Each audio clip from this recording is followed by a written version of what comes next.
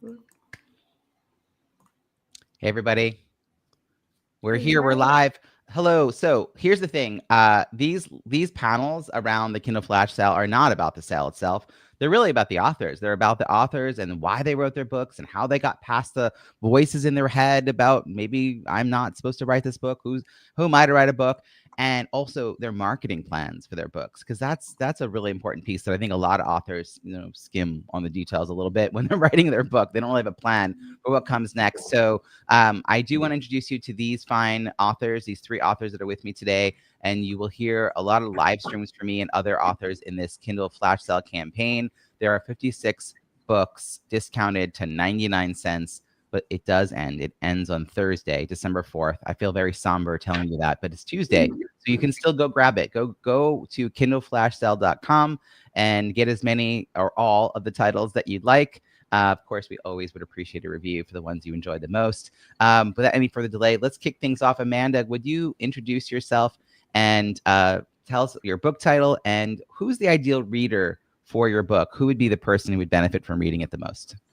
Welcome. Great. Thank you. Hi, everyone. Amanda Slade with Co-Create Your Success. And my book is Evolve Into Your All, Create and Live in the Fifth Dimension of Love, Joy, and Prosperity. Now, this book is not only for seekers such as, spiritual, energy healing, transformation, but also for those that want to go to the next level in life, in relationships, and in business. Each of us came here for a reason to do something that we came here that only we can do. And this book helps them connect at that soul level so that they can follow that soul line path and plan that they came in with.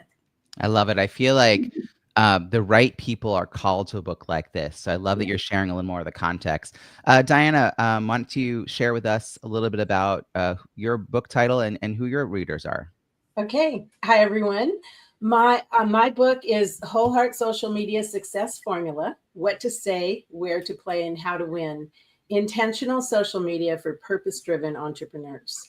And my book is for people who are struggling with social media and they don't understand it. They don't see the value in it. They don't get it. They feel like somehow they didn't get the rule book and everybody else knows what to do and they don't know what to do. And this book, it both includes my own journey of embracing social media, because I really did not in the beginning embrace it. I have my story. You'll read my story about Really God, Facebook, 3 times. And just my journey into really understanding and seeing that social media is a powerful force for positive change in the world. And that's what this book is about, is how to reach your bigger audience with your really important message. In particular, if you're reluctant to do so, which so many people do, like hide themselves, and therefore their message has a limited reach. So I love that you crafted this book for them. And Tissa, please introduce yourself and your book.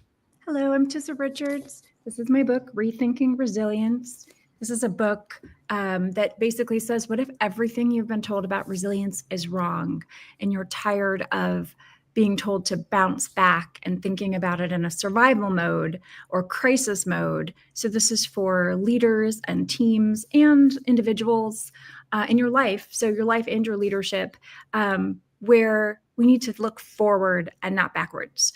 So it's really for leading and living through disruption and uncertainty and also opportunity. So I like to think of it as being ready and steady.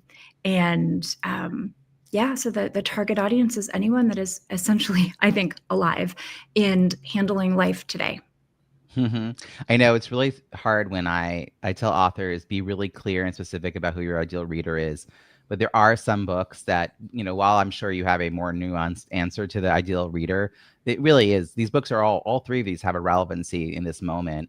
And so I'm thrilled to have you here, because I always find some overlap and connection between the authors in these panels. Diana, we were talking a moment ago about social media marketing and messaging. And so Kindle Flash Sale to me is a marketing campaign. And I know when authors first sign up, they don't always know that that's what they're signing up for. You've been through this. You came in with a bit of maybe of a better understanding of what that might mean. tell me what led you to sign up before. What was your experience, and why are you back? Like, how does the Kindle flash sale fit in with your marketing plan for your book? Sure. I think this is maybe my fourth one, something like that. For me, one of the things that I find really sad is that a lot of people don't really understand the process of keeping going with keeping their book alive and out there. And, they get their Amazon bestseller status and they're like, okay, and then they're done. And the thing is that what I love about this flash sale is that I get to like re-up my launch every twice a year. So it's like re-upping, rebirthing it, and it's a powerful process. I recommend a bunch of people to do it. And it's a way to keep our book alive. It's a way to incorporate it into all of our marketing. And, it's a powerful strategy. It's kind of a reminder. I mean, I think the folks who get it, like you, I'm offering this 3 times a year, doing April, July, and Cyber Monday, which is, November or December, depending on the year. And you don't have to do all 3, but like you said, if you pick 1 to 3 of those time periods, it just means you're going to be putting a little extra focus and energy into the book at that moment. And I encourage folks to use the 2 weeks before the campaign goes live to really engage with their own network. Amanda, you've been part of this before, so I'm curious about your past experience, why you're back. Like, how does this fit in with your marketing? Well, I have to ditto Diana. I think it ends up being another focus of reaching out and really letting people know that the book is available. And I love that we're doing it now. This is a perfect holiday gift, and the idea that you can order it not only for your family, friends, clients, colleagues. You can order it at a 99 cent, or with my book, it's $1.99 because it has lots of graphics and color in it. So, but the thing is, by having this flash sale, again, it boosts that energy, that focus again. And I love the timing that you're doing it, because I think, 3 times a year is actually perfect, because doing it in the springtime, doing it in the summer, each has its own way of messaging out there and really allowing people to go, oh yeah, I wanted to get that book, but I didn't. Okay, I'll get it now. You mentioned, Amanda, the gifting, and I think this is a little known secret. There's a gift button on any book page, and it actually, like, you just scroll right below where you would have hit the button to buy yourself, and it's right below it, and it makes it pretty clear. There's 2 options. You can put an email address in, and Amazon will send a link, but then you probably have to tell that person to go look for it, because it may end up in their, like, promotions tab. And another option, if you don't want to send it right away, is you can actually get links that you collect in a spreadsheet format, and then you can copy those one by one into an email that you send whatever timing you want. I think that at the end of I think it's 90 days, if someone doesn't redeem the link, it goes back into your account. Like, you get the credit back, which is really incredible, because I've used this with clients where they didn't have a budget for paperback, and we were doing a Zoom event anyway, and they decided, well, why don't we just give everyone that? And so I lowered the book to 99 cents. I bought the 50 links. I gave them a spreadsheet. They sent them all out. I sent a reminder a month later. These people haven't collected it yet.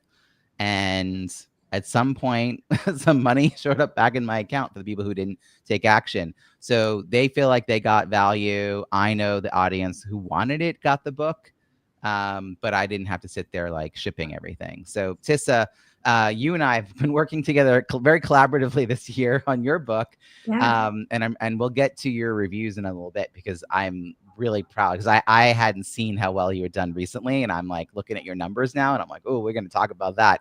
But the timing of this is really interesting for you because of the timing of when your book came out. So share a little bit about how you thought about fitting this in with everything else you've been doing with your book. Yeah. And before I do that, I just want to say, actually, you got my wheels turning knowing that we do this 3 times a year.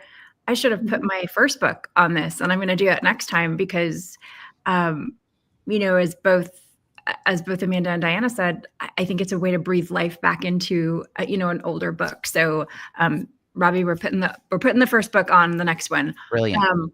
Yeah, my book came out, I think it was the first or second week in October, and it's a nice way to kind of keep it moving, keep it kind of just keep the energy up around it. And so it was when you mentioned, hey, we're doing this flash sale around Cyber Monday, I thought this is perfect. It's a great way to just kind of keep it, just keep the momentum around it. And so it was a natural extension of, when you first release it, you get it out at 99 cents. And I thought, I'll just extend that and not put it up at its retail price until after this is over. So it was just part of that strategy that we created. A few people have purposely launched their book in time with one of these Kindle flash sales, and they didn't have as much of a plan as you and I did for your book, but knowing that their book was basically being published a month before the campaign, and I was like, but you don't want your book to have no reviews. So what are you going to do between now and the campaign to get, 20 reviews? Can you work on that? And I'm coaching them on like, here's the steps you can do to do that. But then that push out to everyone else's network could really help spark some life in that new book. For you, what I think is really interesting is you were very diligent about following up with people on your launch team, but this is a way to follow up without asking, because you're offering them access to 55 other books besides the one that they may or may not have gotten from you. But it's still like a little like hint, hint. Do you remember that? Do you remember that book? Remember my book? So for those who didn't actually follow through yet, it's a little like, hey, by the way, without actually like having to remind them. I actually didn't. I was thinking like, do I want to like, I have all these lists of people who haven't done anything yet. And I'm thinking like, okay, maybe sometime this week I'll send a little nudge. And I think I'm going to keep my prices. Like I tell everyone, keep them down for a little longer, but I might keep mine a little extra long so that they then have a little more time to do that. Awesome. So Tissa, I feel like I now have, I've told people about your reviews. So let's talk about your reviews. I want to talk about this. So your reviews, you have 135 global ratings, and 133 of those people wrote a review. So the global ratings are the 1 through 5 stars, and people don't have to buy a book and they don't have to write anything to leave 1 through 5 stars. But to get people to actually write a review is not an easy task.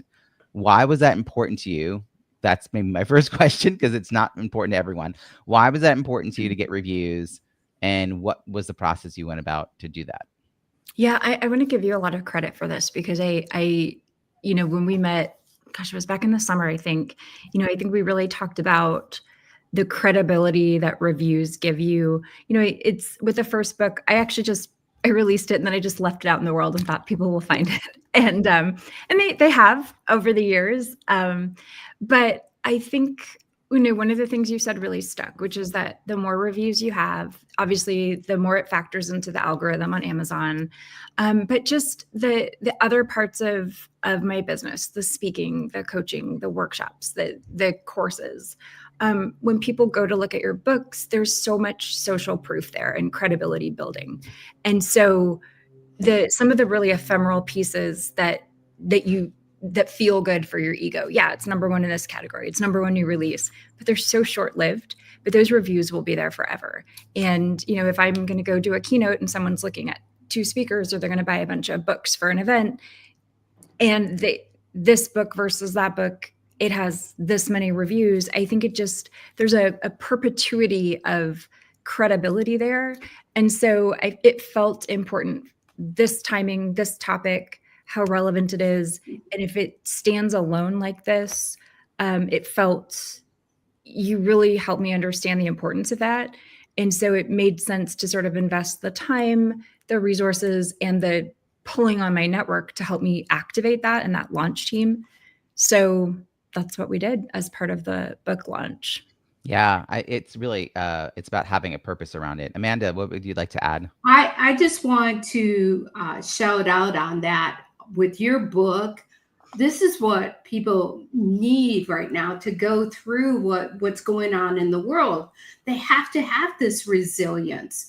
So when you talked about who it's for, it is for everybody, because when we're getting pounded the way that we are with news media, all the different things that are going on, we have to have a resilience to get through it. And this is why, too, I'm super excited about Evolve Into Your All, because it also gives tools and ways to get through this, but also to raise your vibrations, your frequency, your consciousness, so that you don't get caught up in all the muck that's happening and all the tug and pull and all of that. And really you live your own life, So I really, it is interesting, Robbie, how you put us together or how it all turns out. Because Diana's actually been in a lot of my programs. She's part of a lot of my programs, and as well as I utilize her in the social media strategies. So, so it's interesting how we weave together. I love how the universe works. Amanda, you also had collaborated with a couple of other, and as did Diana, a couple of other compilation books before deciding to write your own. Was that helpful in getting your mind around the idea of writing your own? It was super helpful, not only getting my mind around it, but also I watched how my story evolved. Like what I wrote about, a few years ago, who I am, who the Diamond Co-Creative System is, which is what's in this book, how I talked about it, how I shared my story, and Evolve Into Your All. I let it all hang out here. I started here. I came from 20 years of corporate background, and I was a VP of sales and marketing. And it was moving from that to having this kind of business, spirituality, energetic healing, woo. And but that corporate background lets what I bring in, that spiritual part, that soul line part, come into in ways that are very practical and that makes life-changing results and transformation. So those compilation books help me get clearer and clearer as to what I wanted to share, and more comfortable, really, and sharing who I am, and stepping out of the spiritual closet. So appreciate it. Yeah. Thank you for that. And Diana, you similarly have whole heart in your name of your company, right? So I think there's this overlap of the energy of who you're trying to attract. Could you share your experience? Because compilation books have, I think, a double-edged sort of approach. Like they could be very predatory, where they promise you the moon and the stars, and you gave your $3,000, and then you get a little thing saying you're an international best-selling author because you hit #1 in Canada and #1 in the US in one category each, and you're like, woo, yeah, I did this thing, a different kind of woo, but nothing happens, like nothing else. And but there's another way of thinking about this, is where it's a way to develop your content, develop your story, to see how people respond, to peek into the author journey without having to be the sole person responsible, and then be a little more prepared for what comes when you decide to do it yourself. So I'm curious, Diana, like how did being part of compilations fit with your desire to move forward and write your own book? Right. Yeah, a couple pieces I'll talk about. One is, for me, like Amanda said, it was sort of, I kind of had this thought just now that it was sort of like eating the elephant one bite at a time, because I had these massive books that I want to write. They're really in two different categories. And this was the first, actually, I started to write the other one, and my soul told me this was the one. So I first was in a compilation and wrote about blogging for success. And then I was in another compilation and wrote about, how to grow your online legacy as a leader. And that book was sort of like led me to this, my solo book. You are absolutely right that it totally depends on the publisher in terms of the experience of a compilation. Some have been amazing and some have been huge disappointment. And, now I'm in another one because I'm planning to write my next book. And so again, it's a great tool to be in a compilation, just to sort of like, get yourself, like, pull out that one piece, focus on that, and then it sort of leads you into the next piece. And that group is amazing because, the community and the support are amazing in that group. And there's a Facebook group with 8,000 women, and it's really powerful. But what I want to say is that, honestly, one of my experiences with being in one of these compilations was the thing that led me to create a whole program that I teach on what to do with your book after you get your Amazon bestseller status, because they just drop you flat, like, okay, bye-bye. And there's no after nothing. And so, I think it's really sad, because especially, like, I really encourage people, if you're going to write a book that is evergreen, which means it's not time sensitive. It's not going to become obsolete. And that's what I love, again, about this Kindle flash sale, is that my book is evergreen. It's fundamentals, principles for people to really understand social media. And the things that I have put in my book are never going to change. They're not, I even address in there, like, maybe Facebook won't be around, but the concepts that I'm teaching are always going to apply to the internet. So it's a powerful tool, and it's these, and the compilations are great, but one more thing I just want to say is that there is nothing like the experience of a solo book. That's how I want to end. I bet that's powerful experience. Yeah, I had one compilation book work with me around their launch in order to get reviews, because there were 7 authors. One of them was the coordinator of the compilation, and she convinced herself and 4 other authors to give her 7. They were required to get 7 reviews each, was the goal. 49 was the total. So they had to send her, I think it was like 15 names each. Like, that was the minimum bar. And 2 of them didn't want to do that. They didn't want to give over their names. So they were going to do their own outreach. And she's like, I'll give you all the same material that we're using. Well, her and the 4 took their 15 each, 75 names. And the 43 reviews that came in were from those 5 people. The 2 authors who went on their own didn't get any.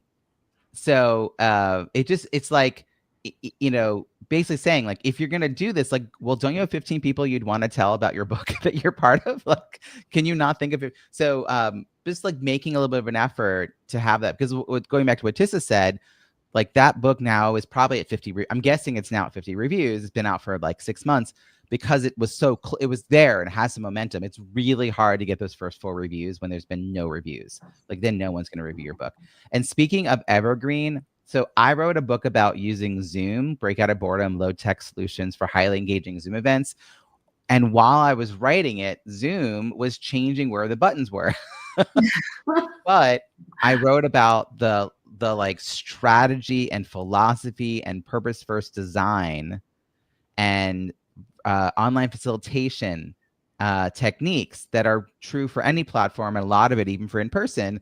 And where the button is not as relevant, because if you know that there is a button, that this is a thing, you can find out from the internet, like, where that button might be, or you'll go looking for it on the page. But yes, like, writing even like complicated tech focused content with an evergreen feel. Tis, I'm curious about how you approach that for your books, because this is a moment where resilience really, for thinking about your second book, feels really relevant, but I feel like there's an evergreenness still to it, right? It's not like you're like, oh, so the way to get through COVID, you know what I mean? Like, then that would be very time bound. So how did you approach this idea of creating a legacy book as opposed to a one-time moment book? Yeah, it's interesting. I actually I'm already working on the next book, and I sort of shuffled around.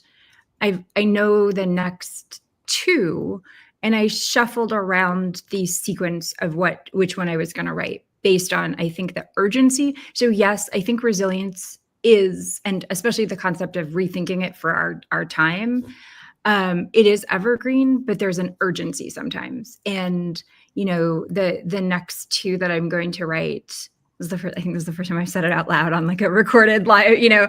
Oh gosh, I'm committed. But the urgency of those it just felt like this was a wise decision to move this one up in the pipeline, if that makes sense. So I think you can also write a timely but evergreen book, if that makes sense. And I look back at my first one, you know, which is here, and I think like I read it now and I almost cringe, because I think like I've matured both from a writing style, but also I can now see, I didn't used to understand this idea of like a new version of a book, but I understand there's things I would go in and just update a little bit. And so it's still evergreen, but I could make it better because I've matured in my work. So yeah, but I also, perfection is what do they say? Perfection is the enemy of progress, right? Like you just got to put something on the page and say, we're done, pencils down, let's go. So, you know, this piece about doing another version, I think is really interesting. I'm now working, I worked with an author a little while ago, Lois Kramer, on the second edition of her book More Business, Make More Money Speaking.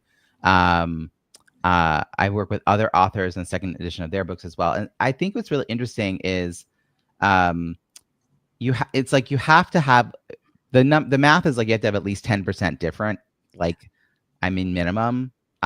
But I think when you have 30% more, like you're gonna write another version. You know what I mean? Like if it's just a few minor things, you're like, that's the moment in time, that was who I was. I mean, Bob Berg has published, I don't even know, like 80 books, or I'm probably underestimating the number of books he has.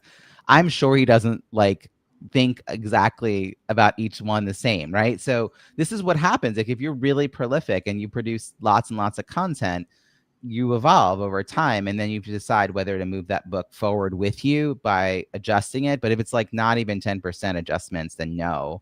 But if there's a lot, like for Lois Kramer, she hadn't addressed Zoom virtual stuff wasn't in there.